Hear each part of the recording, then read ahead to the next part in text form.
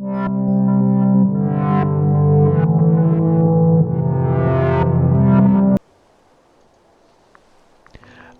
welcome back everyone. This is Grand Strategy Boy here. This video will go over the combat mechanics of the game and show you some of the intricacies of fighting and using your armies. Alright, right off the bat here we have our army down here. I moved them to the border with the people that we started justifying on last time around, the Sam Knights. So you'll see a lot of things on this screen, primarily the army composition. We're still waiting on those heavy cavalry that are building up here. They'll eventually join the army. One important thing that you're probably going to want to add to your army right off the bat is going to be a supply chain. Since this is train, this is your only army. You're going to want to make sure they have enough food to be able to siege down some of the forts here. So the mechanics of combat in the game are a little different. So you'll have to siege or assault forts. Personally, especially early game, I would recommend sieging your forts. You're going to burn through a lot of manpower if you do not. Primarily because it uses your infantry to assault it, and generally you have a ratio of like 5 dead from your army to 1 dead for the defenders. So it'll be a pretty costly attack, and there's generally 1,000 per fort level. Granted, at the beginning of the game they should only have level 1 forts on most of their territory, if any at all. As you can see, the Sam Knights have 3 forts, so I'll have to siege all 3 of those during the war. One other thing you're going to want to pay attention to right off the bat playing as Rome that'll actually help you out significantly are your missions. So if you look in here, you should start out with 2 missions. It should be Rome and Italia, or a matter of Italia. I normally like to take Rome and Italia first. Doesn't matter which one you take, they'll just give you some objectives to play out while you're on the Italian peninsula. I always go straight for Encourage Expansion. You can do the Pan-Italic Congress. So one thing I will say about that, you will get subjects out of a lot of the nations around you, generally the smaller ones. The larger ones will refuse, and that'll actually give you claims on them for free, which is pretty handy. But the Encourage Expansion gives you claims anyway, so you'll always want to take that first. I'm going to start with that. So I'm going to click on that. It's got if they have a little bar below them, they do take a period of time to complete. This one takes 1 year.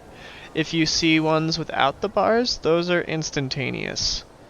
So if you look down here, these are all my goals. So once I've defeated the Sam Knights to my south, I will be able to take the Crush the Sam Knights option.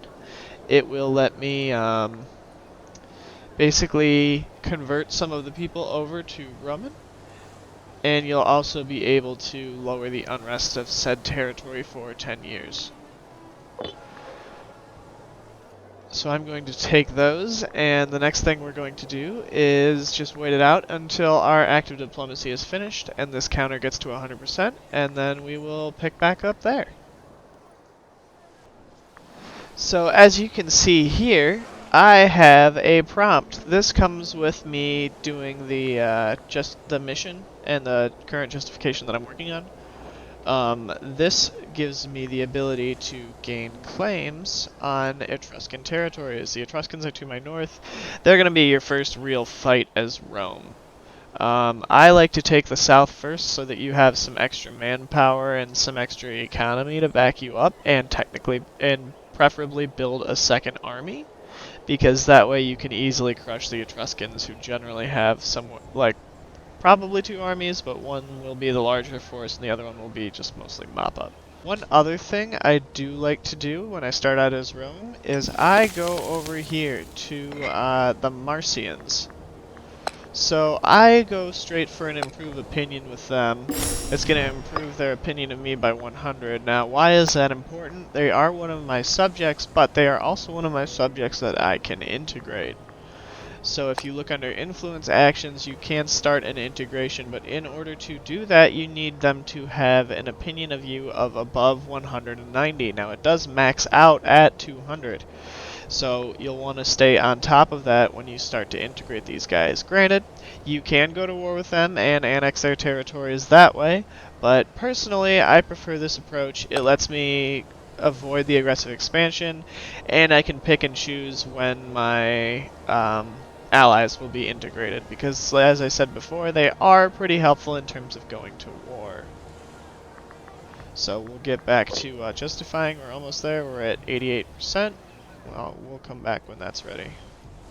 Alright, well, through the through the Encourage expansion, I just gained claims on the Samnites, so we should be good to go. As you can see, I have all three here.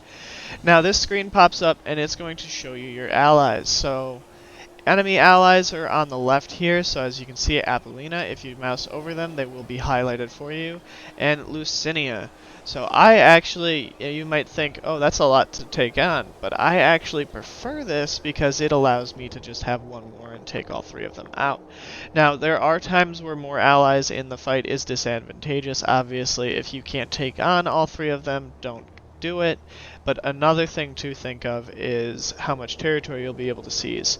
If you're fighting three people at once and they have enough territory combined that you probably can't get all of their territory in a peace deal, you're going to run into the issue of you're going to leave like one or two of their territories left and then have a peace deal with them that's going to last up to 10 years, but generally about 5. If you have that peace deal, you'll have a truce that you would have to break to go back to war with them. I would definitely avoid doing that because that will spike your, drop your stability by 50% and give you some other modifiers that you just don't want to deal with. So alright, without further ado, we will start this war up and we will take Apulia. Alright, I'm going to bump my speed down here since we're not waiting for claims to justify anymore. I'm going to try and engage their army right off the bat. We'll see if I'm heading the right way. Alright, so the first thing you'll notice when I found a spot that their army is heading to, their army is already locked into movement. Eventually your army is not going to be able to stop its movement from its current position. If you wanted to, you could say I could right click back on this tile and it'll stop my movement. I'm not going to because I want them to advance.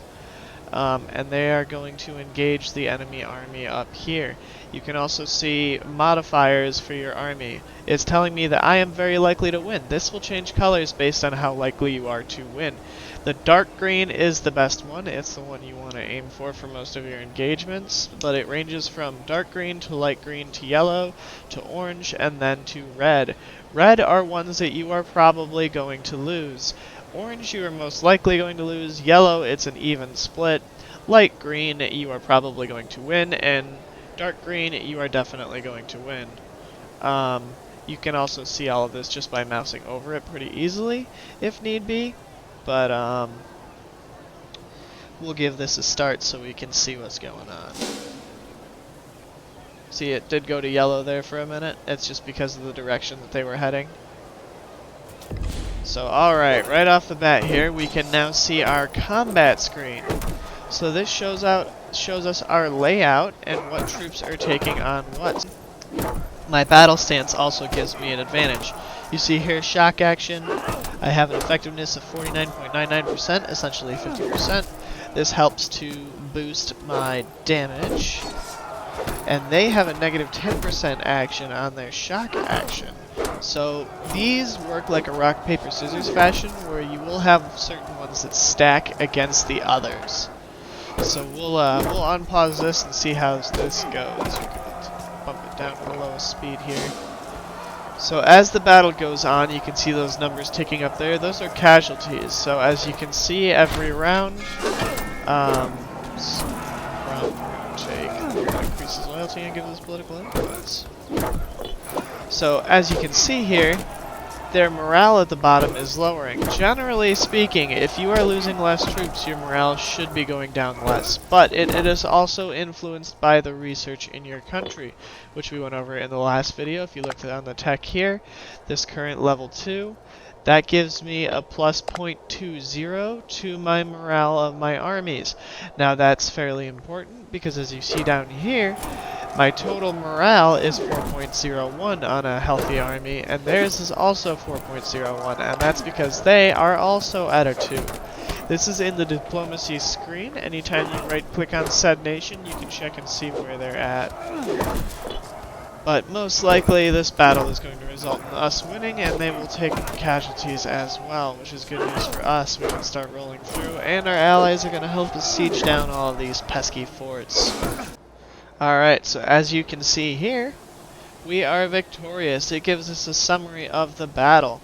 So, I lost 848 archers and 185 heavy infantry. They lost 851 archers, 419 heavy cavalry, and 650 light cavalry. It gives us a total sum. Also then tells us the last dice roll, or the modifiers. So, these were negative modifiers on the attackers. So every roll that they had, as you can see, dice rolls here, they got -2 to their roll. That let me win quite handily and without a lot of casualties. Now their army is in retreat, and I will be able to chase them back. They are going to... Generally, armies will retreat to the capitals of said province that they took their defeat in. The capital of that province is their overall capital, so more than likely they're just going to go to this fort here, since I am in the way. Now, with 0 morale, it's very likely that even if they came up against a force that that army would normally be able to defeat, they are probably going to lose. The little yellow bar underneath your army signifies your morale standing of said army. You never want to go into a battle until you know your morale is at least high enough to defeat the enemy. And that little marker on the side that I showed you, the green, light green, yellow, orange, and red, will give you a good idea on if you're ready or not. However, you can accidentally lock yourself into a conflict, so I would have just generally, if you have, say, hire a mercenary army since they start with 0 morale, just click on this here, unit reorganization, their morale comes back a lot faster. It's pretty handy anytime you need to desperately heal after maybe taking a pretty nasty defeat and have enemy armies incoming and you don't have anything else to defend with. It will also pull in your manpower faster, so you'll be back up to full strength a little quicker. Alright, this screen is actually important. As you see, it's got some red background, so obviously it's something we want to pay attention to. This is showing low loyalty on party leader Publius Cornelius Barbatus. So, the easiest thing to do when someone has low loyalty, assuming you have at least 5 political influence, is to bribe them. This will increase their loyalty for 2 years by 15. So that will actually put him into loyal territory. In this game, loyal territory is anything above 33, but you want to generally try and keep it 40 or above. This will put him at 40, so he should be good to go. As you can see, that prompt is gone. We've taken care of that. We should be good to hit play again. The next thing we'll look at here is our siege. So as you can see, there's a decent amount of stuff going on here. We'll start in the top left. This is obviously the flag of the country that you're sieging. This is just telling you who owns the fort. Now over here, this is one of the more important things. This is the current garrison on the fort. So they have 600 of their normal 1,000 in the fort. These are men that will fight me and defend, say if I were to order an assault.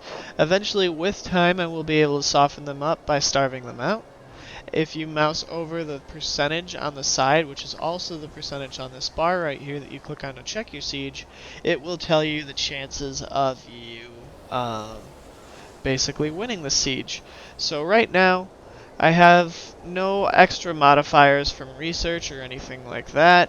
I just have my standard modifiers of my character's martial ability. You get +1 to each dice roll for every 5 martial. My character has 10 martial, so I have +2.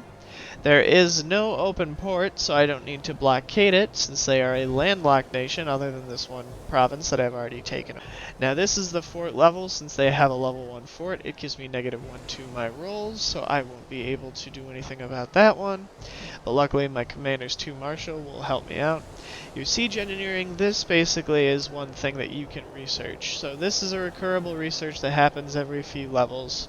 You do have to purchase your research options with gold, so I would be careful there and make sure you have enough. Eventually, if you get a breach, you will be able to assault a lot easier. Obviously, there's a hole, so they can get in there and fight the defenders. And then this also shows you your last dice roll. I've only been sieging them for a few days, so every 28 days there is a different phase of the siege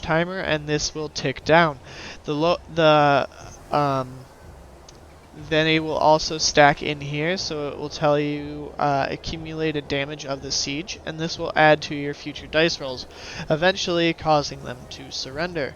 So we bumped the speed up to 3 here, so we will watch this go through. Alright, so as you can see, this timer ticked down from -35 to -25. It means we have had a positive roll that has done some damage. So as you can see, you get a +1 modifier for this siege over here. We got a 4 for our last roll. We still have +2 from our marshal. So minimum we're going to get a 3, which would be a status quo. If we rolled a 1, ideally though, anything over a 1, we're going to get a supply shortage, a food shortage, water shortage, or a defender's desert. Eventually this will continue to stack and we will get higher and higher rolls off of it.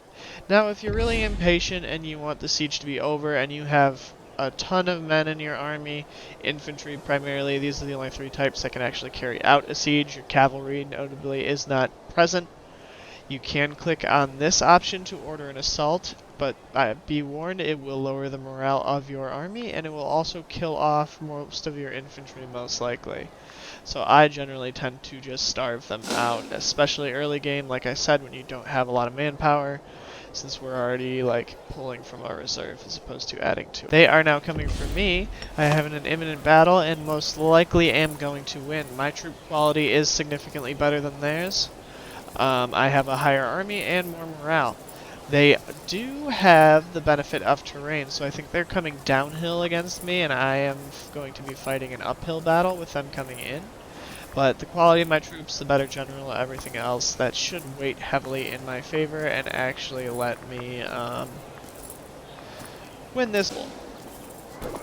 So as you can see, it looks like my army is easily taking theirs out. That's the bonus of building certain troop types that Rome has. As you can see by over here, they don't have access to iron, so they are not able to build the heavy infantry.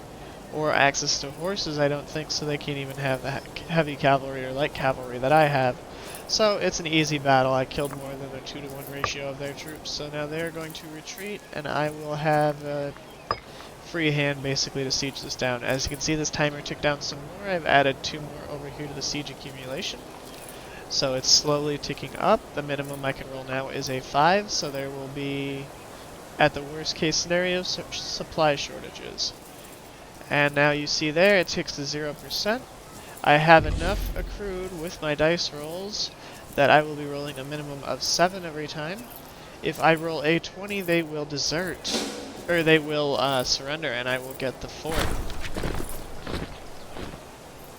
This is the end of the first mission tab that I have here, so it's informing me that our efforts of our more belligerent senators have succeeded in persuading the majority of the Curia, which are the Senate Assembly.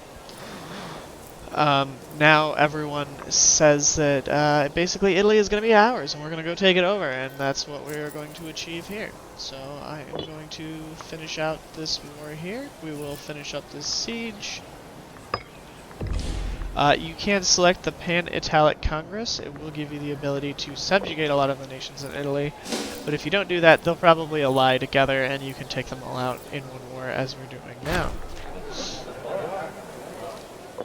Always good to keep your tributes happy, too.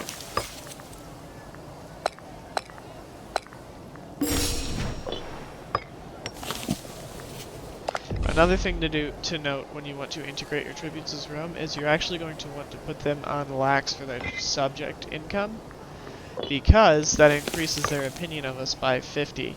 So now with the improve opinion option, it should increase to 200, and I will be able to begin integration. As you can see, they're being pretty helpful. They're going to siege this fort for me. And because they are my tributes, they don't get any territory of their own unless I decide to give it to them in the peace deal, which I will not, because they are all going to become integrated subjects eventually. I am just going to wind up being able to gobble up all of this, and I will be a much stronger Rome than I would otherwise, and then I can take on the Eritreans, since they really like to ally with the Umbrians up there. Alright, so as you can see here, this siege percentage has reached 42%. That is actually as high as it will go, so I get a plus 11 to all of my dice rolls, plus 2 from my commander impact, and now all that's going to happen is we're just going to keep rolling until that surrender option is pinged. Right now I have a 50% chance of hitting it, so hopefully we get lucky.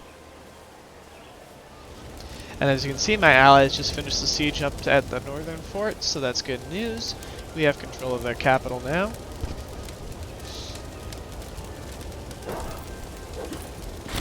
And here we go. So this is the summary of the siege. It tells me how long the siege lasted. It tells me I now control a province. The garrisons were allowed to march out, so they kept their manpower that was there. That is important if they do manage to take it back, because those garrisons will repopulate it. My leader gained plus 0.08 popularity, which is next to nothing. If you play as a Greek state, you'll get a lot more for your leader. We captured 2 pops, and this is how they were distributed. 1 slave to Cancian, which I believe is right there, yeah. And then 1 of their population died. So you can go to the location, check it out. It's now got the red lines over it, and that is basically the majority of what you need to know for combat. Now the last thing I will go over for combat is your unit makeup on your screen here. So you can detach support. These guys will basically sit behind and they can capture any territory for you, or you can attach to, like, say, an AI unit, and you want to make sure they don't lose their army. You can come with them. You can root out pirates with this if something has a pirate haven. You can eventually construct border forts. Now that is an ability that you will unlock through your military traditions. So as you can see here, we have the traditions that we went over last time. Roman roads is a big one that you'll want. This allows you to build road networks and lets your troops move faster. I already have a pre-built road that you start with as Rome. That's through the entirety of your beginning nation. But unfortunately, you can't build them until you get to this tradition. The easiest way to do that is in peacetime. You're going to want to exercise your army. Now, it does increase the maintenance cost of said army, but it also gains you experience, which allows you to unlock those traditions a little quicker. So I'm going to go down here, I'm going to siege this. One other thing to note is forts have an area of control. And now, granted, if you have a bunch of forts closely packed together, they will interfere with one another's area of control. And if you were to say march a troop or march an army over this fort here, it would not exercise its area of control here and here. At least if you were to sit them there to siege. But because there's nothing here, since I own this fort now, it is taking over the surrounding territories for me, which is pretty handy. I also have a fort here which is connected to this territory, so that is actually taking that for me as well. So most likely when their army marches through here, unless it gets to tick all the way up before they get in there, I will wind up taking that territory. One other important thing to note while you are at war, you do want to eventually go through here and just kind of gain some of the territory. If you do not do that, and the war has gone on long enough that they've been able to keep you from your war goal, they will settle for a white peace, since that is what you are currently offering. I try to keep this ticked as soon as you get over. So if you look down here, you have a war score. It is at 28, and that does help me significantly. So it shows me here modifiers against them accepting my deal right now. So I am actually technically demanding all of this land that's highlighted in blue. Currently, they are not happy about it. They don't want me to take it. They have a negative 92 view of the deal right now. But we have some modifiers in our favor, so our war score is plus 28. Eventually that can get up to 100. They are desperate because they have lost every engagement for the most part, especially the ones they fought against me. They are on retreat, so most of their armies have lost or their morale has been knocked out of them. However, they don't like the peace offer, they don't like how short the war has been, and that we're demanding substantial land, and they had some success apparently at a major battle, probably against my allies. So we'll see how this goes here. Alright, one thing to note here, I actually have enough gold to purchase an invention. So I am going to take the sapping, because that's going to give me +1 to my siege engineers, which is going to make those pesky sieges go a lot faster. So we're going to take that right off the bat here. Alright, so we finally have our war completed. They're basically completely occupied right now. I have all of their territory under control. Oh, this screen also will show you the mix of forces and the war goal progress. So I've already taken the war goal. All of my allies and I have been very successful. So we can look here. We can see our losses. One thing to note, you don't see any of my armies in there, primarily because I won all of my engagements, because the AI likes to randomly throw groups of 1,000 men around, and they get squashed pretty easily if they run against a real army. The Navy wasn't a big deal in this one. My Navy has actually been sitting docked because I didn't feel the need to use them. I try to keep them hidden until I absolutely need to. Uh, the Navy for Rome is a little harder to deal with. Carthage, they're heavily favored to be the naval power in the Mediterranean until you eventually take most of their land. That's going to be a ways off for you. Alright, so as you can see here, pretty much everything's occupied. The only reason this isn't at 100 is because these guys went to war with them, but I own the capital region, which also controls this, so I will be able to still demand that territory in the peace deal.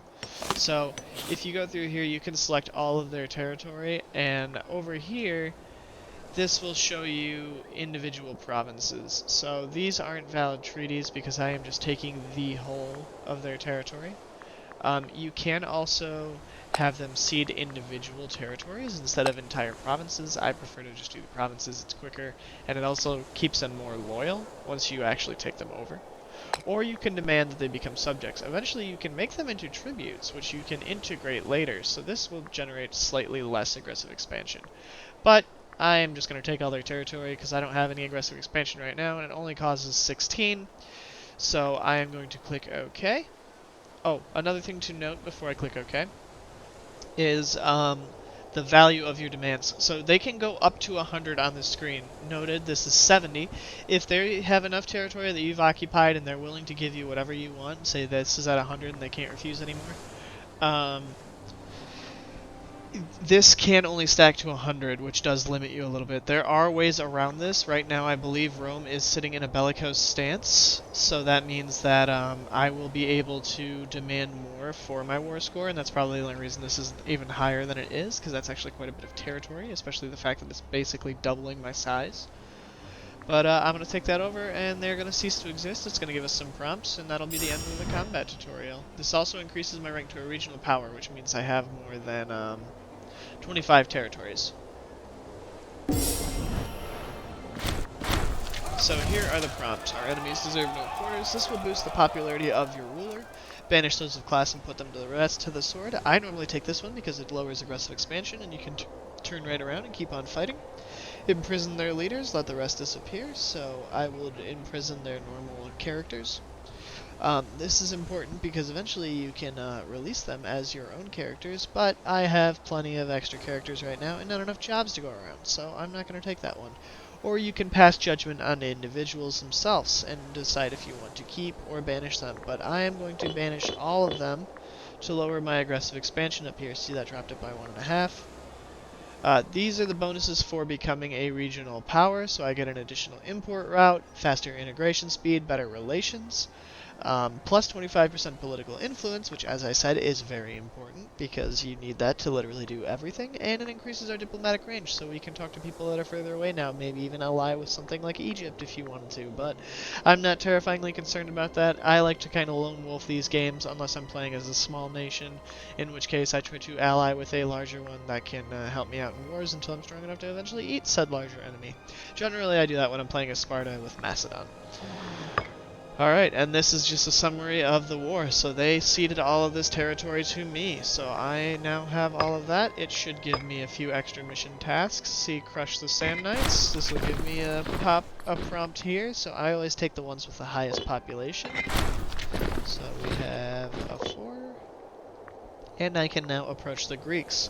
Now these are the Greeks in here. There's also a couple of Greeks down on the boot, down by Syracuse. You can do that one if you'd like. I generally do it. I still wind up going to war with them, but at least you can make them into a tribute for a little while and get some money off them. So that concludes the basics. of combat. I hope y'all liked the video. I'll see you guys next time.